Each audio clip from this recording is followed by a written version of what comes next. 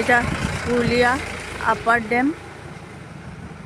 যা সূর্যটা অস্ত গেছে, আকাশের যে কি সুন্দর অপরূপ রূপ, সঙ্গে পাহাড়, মনে হচ্ছে একদম আহা, পৃথিবীর যে কি রূপ, অসাধারণ অসাধারণ। একটু দেখিয়ে দিলাম, একটু দেখালাম, একটু ভালো লাগে দেখতে।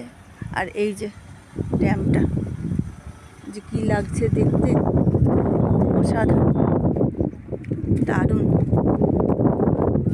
বৃষ্টি হচ্ছে, অবশ্য বৃষ্টিও হচ্ছে, হাওয়াও দিচ্ছে সঙ্গে প্রচুর।